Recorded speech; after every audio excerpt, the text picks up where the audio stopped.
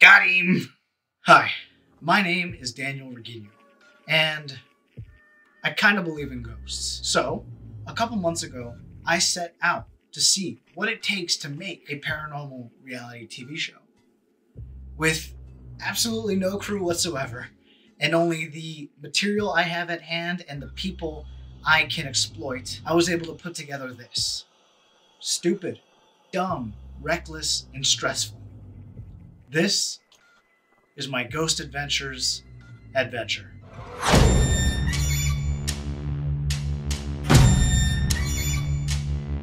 So, where do I begin? Well, there's only one place I know where to go, and one guy who I know can help me out.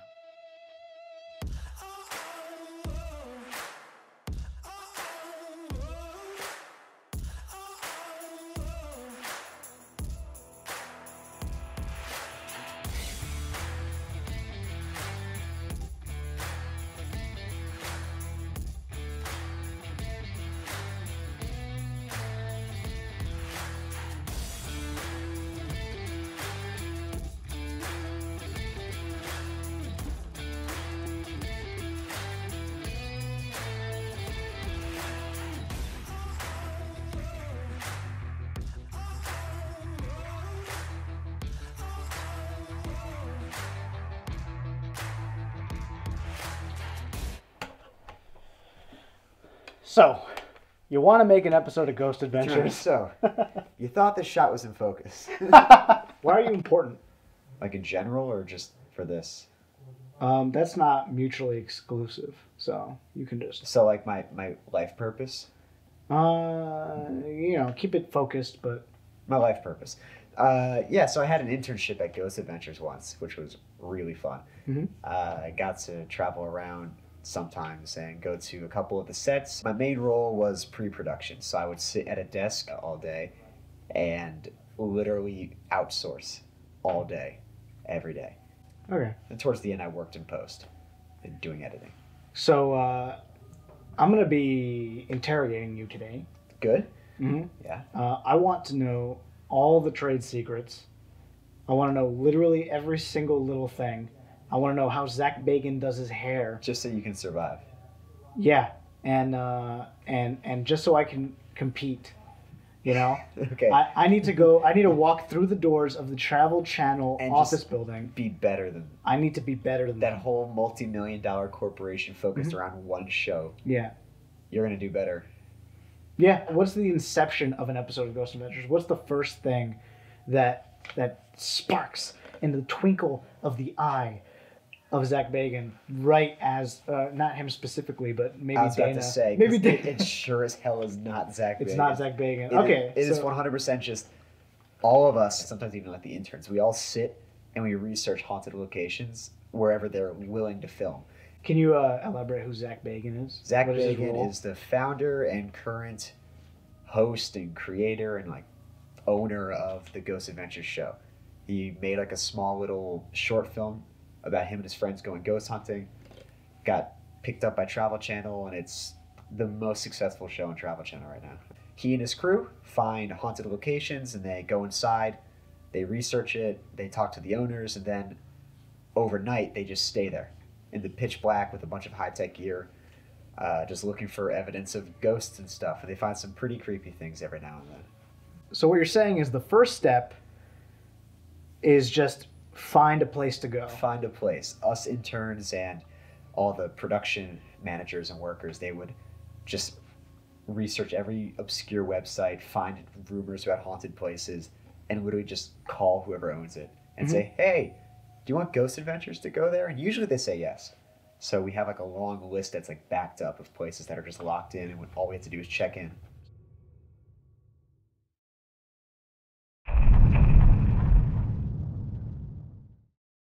Hi. So, I've done a little bit of research on supposedly haunted locations around my home state of New Jersey, and I had a few criteria when picking them.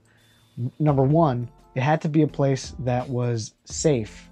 You know, like completely, for the most part, you know, it's not fun if it's completely safe for me and my crew to go to without risk of literally being attacked by somebody. So that rules out locations such as abandoned hospitals and asylums and places where there might be copious amounts of squatters, deadly animals, and, you know, just people who just want to watch your every step and are apparently just adult men living with their parents that are there to stalk people who go to that location.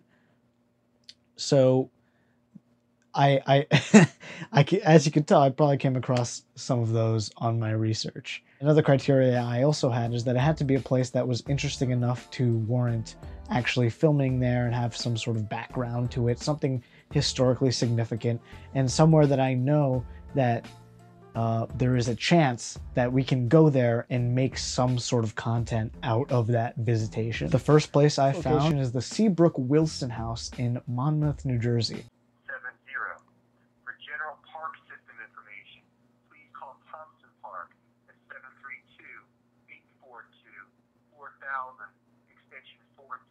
What is this? The next location is the Raritan Public Library in Somerset, New Jersey. And this location is interesting because it's just a library, a public library you can actually still go to. So, you know, if you want to come here, maybe I could meet you outside. We could discuss. I would love to do a project with you. You know, we've done paranormal here, but, you know, we have to get permission. We just can't let people come in after hours. Yeah, that's understandable. So, okay. Thank you.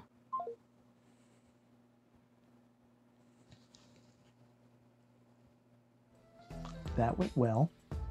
That was ideal. And finally, I have Snake Hill in Secaucus, New Jersey. This is an igneous rock formation, like literally straight up like a hill, where there was a burial ground, like a straight up Indian burial ground, like pet cemetery shit happening here. And that takes me to my next course of action. I'm gonna watch Ghost Adventures. Believe it or not, I've never actually seen Ghost Adventures. Wild. Stupid. Some might call that a stupid thing to say. Have you watched the show? No, not a single episode. Not a single episode. I was counting on you for this. You haven't even watched the episode that I'm in. No. And no, I'm not going to ask which one you were in. I mean, I have it saved. I can send it to you. It's okay. However, I'm already this far in the project, and I should probably do my research on the show itself to see if they've gone to locations like the ones I've came across in my research. If they've gone to similar locations like hills, libraries, parks, stuff like that. Things that I can draw relationships between. Then I'll get more out of my viewing experience for this particular endeavor.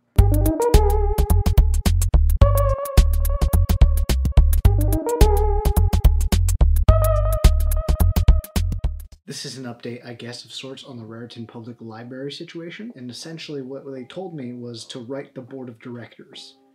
And this is the letter for the board of directors. Now, when I did go to meet them, it was Tuesday. It is now Friday. They said that their board of directors meeting was going to be next Thursday. Now, does next Thursday mean yesterday? Or next week? You know what? We're gonna find out. I have stuff written in here like, we are working with former employees of the hit travel channel show, Ghost Adventures. I don't know if it's legal for me to say that, but cashing in on that clout. So we need to have access to the library to film interviews, B-roll, and a lockdown after operation hours with a small crew of 3 to 4 of us. I specify that specifically because they only can allow 3 to 4 people in the library at a time while it's open, and I do go into further details here on what I mean by lockdown. I would like to film here. Ideally, I would like to film here, and if I did fuck up, if the meeting was yesterday and I didn't email them yesterday, we're gonna have to film on a literal hill. But this place was ideal. I had like actual Ghost Adventures moments while walking around there during my meeting. Like we walked into a room and like my stomach turned and I was like, ooh, I don't like this part. Here goes nothing.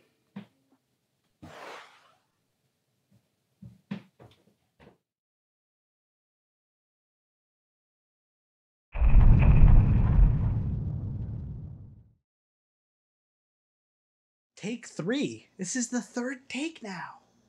Wow. 3 takes. Did I fuck up the framing? I sent an email with a letter to the Board of Trustees at the Raritan Public Library yesterday. Today, they sent me an email detailing that they will pass my letter on to the trustees ahead of the upcoming board meeting this Thursday, which is good. As soon as I hear what their decision is, I will contact you. Most likely that will be on Friday. That's fun, okay? And it says, have a nice week, and it's from the library director. Now, this means one of 2 things. This means, 1, on Friday, I can start planning my shoot and writing a script and doing my whole thing for my episode of Ghost Adventures. Or 2, I could spend the next week stressed out, having massive anxiety, only to find out that I can't film there and I have to totally restructure my whole idea. Because this is the part in take 1 where I was ever so pleasantly surprised to find out a package had just arrived. A very relevant package, mind you, to this very film. What? And that package was this. This book is called Ghost Hunting for Dummies, written by Zach Bagans. If you don't know who Zach Bagans is, and you've been watching this documentary thus far, what are you doing here? I had to buy this book. I saw this, I had to buy it, you know? Like, imagine you're in my situation, and you see this in your recommended. You don't know if it's real. You don't know if your eyes are deceiving you. You don't know if this is a gift from God. You don't know if this is a sick joke meant to toy with your little brain. You don't know if Mr. Jeff Bezos himself planted this fake little thumbnail there on Amazon just so I can send him money and get nothing in return, and then he'll spank me on the butt saying, you fool, you just paid me for nothing. You paid me for a thumbnail of Zach Bagans standing in front of a yellow and black background telling you he can tell you how to ghost hunt for dummies because you are a dummy. No, that is not the case because this is a real book. And I've gone through this book twice now because I filmed this twice. And there's a lot of valuable information for me. It talks about working with trigger objects, the compass, which, now that I think of it, when you think about ghost hunting, you think of EMF, electromagnetic fields. And what is the most basic tool for measuring electromagnetic fields? A compass.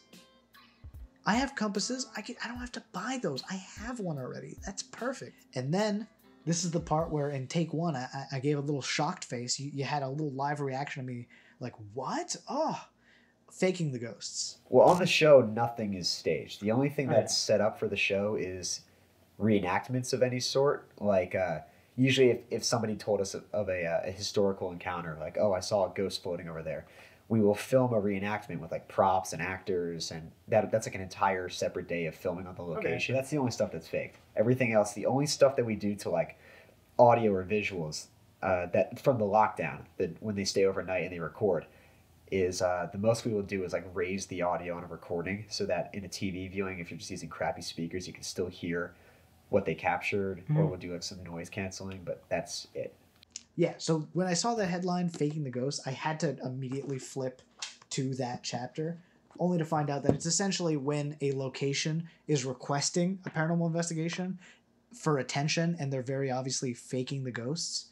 That's what it means. Which, when you think of reality TV, you think of, producers manufacturing drama and manufacturing this bullshit, But for this particular case, we're not doing that. At the end of the day, whether or not I actually read the entirety of this book, and this is a 500-page textbook. This is a full, chunky-ass textbook. I'm not going to finish this, but whether or not I read all the parts that I need to before the actual shoot date, I'm going to have this on set with me. You know that. You know that when I get into a encounter with a demon and I am staring him down the eye, and he is like, I'm going to possess you. I'm going to kill your family. I'm going to bring out this bad boy. I'm going to go, no, Zach Bagans has a chapter on this. I know how to fight you. The next time I have something important to film will be this upcoming Friday. Whether or not we get permission to film at the library, we will it'll be instantaneous for you, but it'll be a week for me. So imagine the buildup of tension for me. You know, I'll spend a whole week like, maybe I don't have a movie.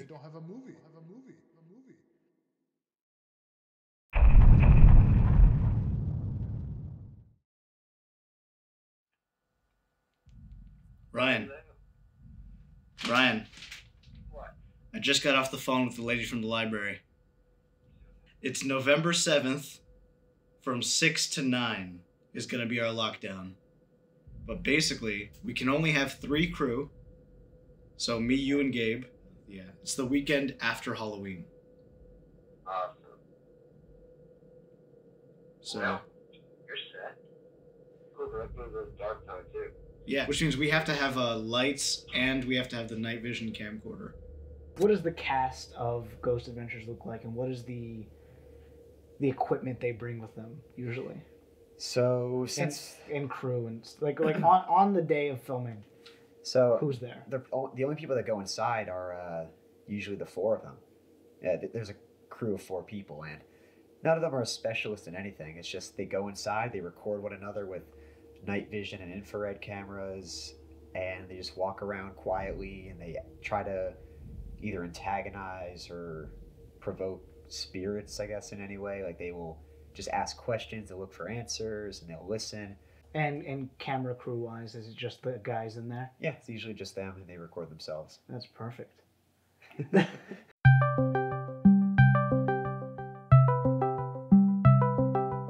you want to see it? Do you want to see the shit that I got? What you got? I got ghost stuff. Ooh. EMF. Yep. EMF. This is measuring the EMF, electromagnetic field tester. So Yeah. it just beeps if it detects an electromagnetic It also field? tells me how much electromagnetic radiation is being detected. Everything you have just starts going off like crazy. You get thrown against the ceiling left and right. You're just screaming, and I'm just sitting here just happy. I found out that it was working by testing it against my computer fans, because computer fans are magnets. Anything, right? And do you want to see the big boy? Do you want to see the big boy that I got? I want to see the big boy that you got. You want to see the big boy? All right. I'm going to pull it out. Oh, did you finally buy a spirit box? How'd you know, you son of a bitch? Wait, you actually bought a spirit box? Yeah, I bought a spirit box. Oh, just like the show. Ghosts. Yes, ghosts, or no ghosts?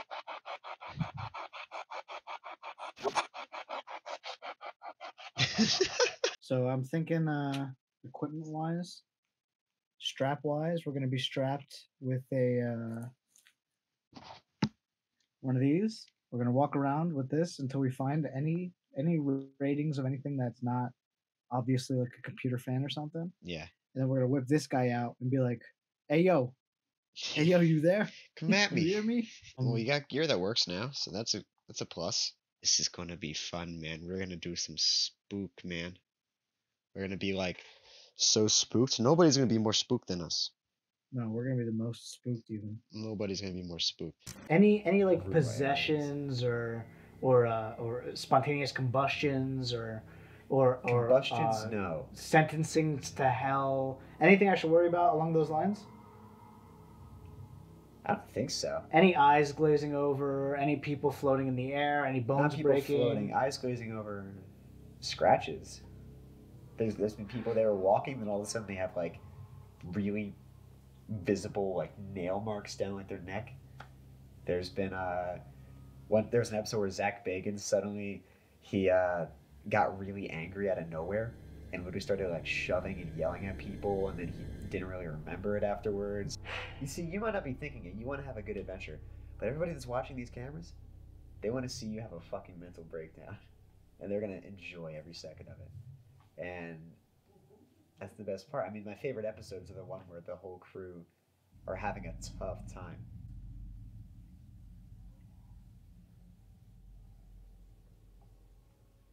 I got my work cut out for me.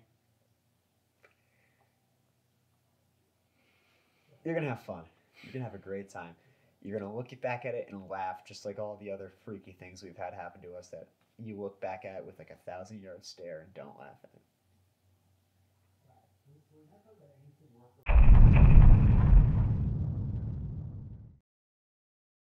Alas, the dawn of the final day is upon us. And it went pretty smoothly.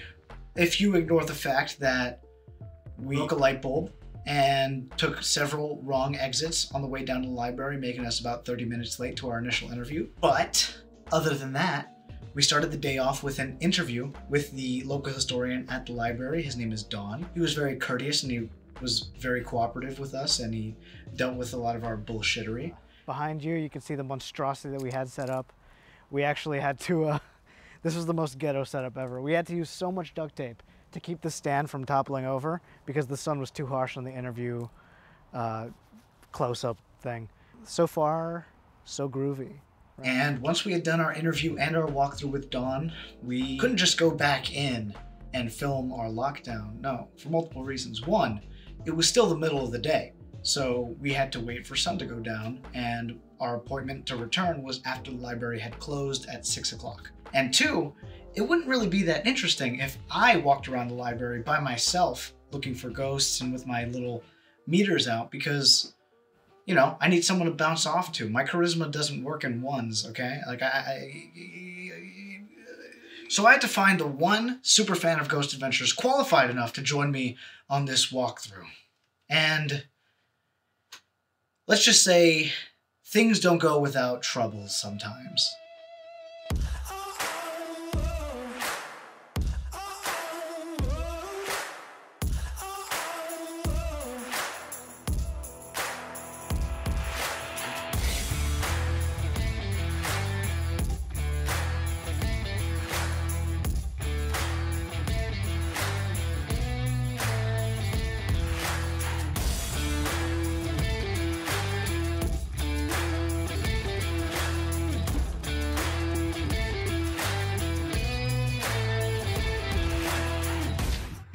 These are my fucking glasses. No. Give me. What are you doing? What do you mean I was gonna be Zach? No, I told you I was bringing on because you know about the show. I'm Zach. I'm the producer. Mean? I got the glasses, the rings. Those are my glasses. The fucking mask, bro. You got the mask, bro. I got the mask right here. Yeah, Get that's this. Get the fuck out of here. Give me my fucking glasses, Spock. Listen, I'm the producer. I'm the guy. No. I'm the guy. I'm the guy. I am the guy. Searching for spirits. How do we do it? Phenomenon of ghost hunting. My chest has been hurting, man. My chest. Are you rolling? Yeah. My chest has been hurting. We're gonna consult the Bible real quick. You okay? Yeah. This is a box you can speak to us through. Ryan? No. Here I are again. The ghost was on his dick. Like, on my dick. The ghost was on his dick.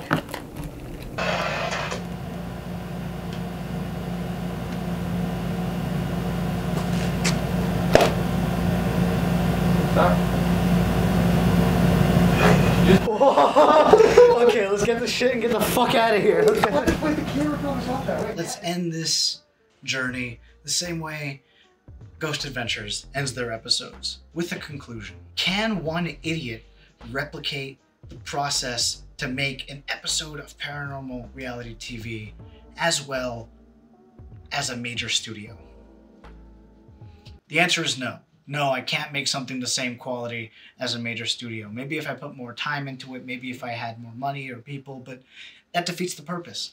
But I was able to get a product that was a lot better than I thought I was able to get, and a product I would have never have gotten otherwise had I not gone down this path. I did things that were reckless, dumb, stupid, and I was really stressed out the entire time. I had to constantly be thinking about this and working on this throughout the entirety of this semester, while I also had to juggle school, this year in general, and work, you know? Things are tough. Things are tough and they're hard, but we do them at the end of the day. And had I not done this whole project, I would have never had this experience. And I cherish that more than anything. Typically, doing something difficult like this would yield something bad at the end and you would have to learn a lesson, but no, everything went pretty fucking well for me. I'm not gonna lie. I mean, it was tough, but like the places I called in the middle of a pandemic actually called me back. then I was able to actually film there in a relatively issue-free shoot where not much stuff went wrong, and as a matter of fact, things went pretty well. And now I have this story to tell, you know? And that's pretty great. So I'm probably gonna do something this dumb again. And if you're gonna take anything away from this whole thing, take my advice. Typically don't take my advice on a lot of other stuff, but I think it's safe to do so now. If you're struggling and you just wanna make something, just make the thing. Because otherwise you're just gonna sit around complaining about it. And sometimes you just gotta throw caution to the wind and you'll get something you never expected in return. And that's the end of the documentary.